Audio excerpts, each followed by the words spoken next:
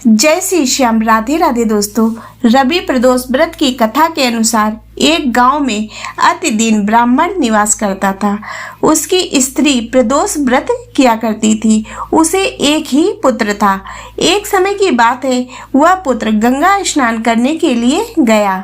दुर्भाग्यवश मार्ग में चोरों ने उसे घेर लिया और वे कहने लगे कि हम तुम्हें मारेंगे नहीं, तुम अपने पिता के गुप्त धन के बारे में हमें बतला दो।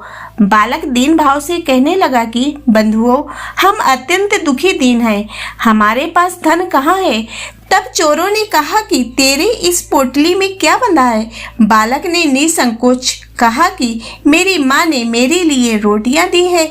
यह सुनकर चोरों ने अपने साथियों से कहा कि साथियों, यह बहुत ही दीन दुखी मनुष्य है, अतः हम किसी और को लूटेंगे। इतना कहकर चोरों ने उस बालक को जाने दिया। बालक वहां से चलते हुए एक नगर में पहुंचा।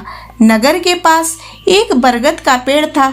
वह बालक उसी बरगद के वृक्ष की छाया में सो गया।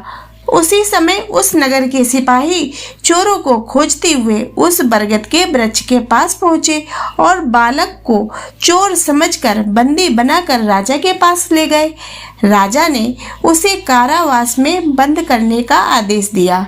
ब्राह्मणी का लड़का जब घर नहीं लौटा तब उसे अपने पुत्र की बड़ी चिंता हुई। अगले दिन प्रदोष व्रत था। ब्राह्मणी ने प्रदोष व्रत किया और भगवान शंकर से मन ही मन अपने पुत्र की कुशलता की प्रार्थना करने लगी। भगवान शंकर ने उस ब्राह्मणी की प्रार्थना स्वीकार की। उसी रात भगवान शंकर ने उस राजा को स्वप्न में आदेश दिया कि वह बालक चोर नहीं है, उसे प्रातः काल छोड़ दे, अन्यथा उसका सारा राज्य वैभव नष्ट हो जाएगा। प्रातःकाल राजा ने शिव जी की आज्ञा अनुसार उस बालक को कारावास से मुक्त कर दिया। बालक ने अपनी सारी कहानी राजा को सुनाई। सारा वृत्तांत सुनकर राजा ने अपने सिपाहियों को उस बालक के घर भेजा और उसके माता पिता को राज दरबार में बुलाया। उसके माता पिता बहुत ही भयभीत थे। राजा ने उन्हें भयभीत देकर कहा कि आप भयभीत ना हो, आपका बालक निर्दोष है। राजा ने ब्राह्मण को 5 गांव दान में दिए, जिससे कि वे सुखपूर्वक अपना जीवन व्यतीत कर सके।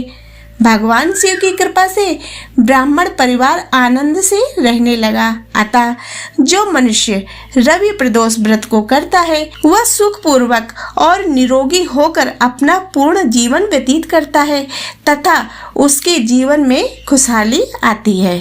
तो दोस्तों, आशा करती हूँ कि आपको ये व्रत कथा पसंद आई होगी। यदि ये व्रत कथा पसंद आई हो तो इसे लाइक करें तथा चैनल को सब्सक्राइब करें।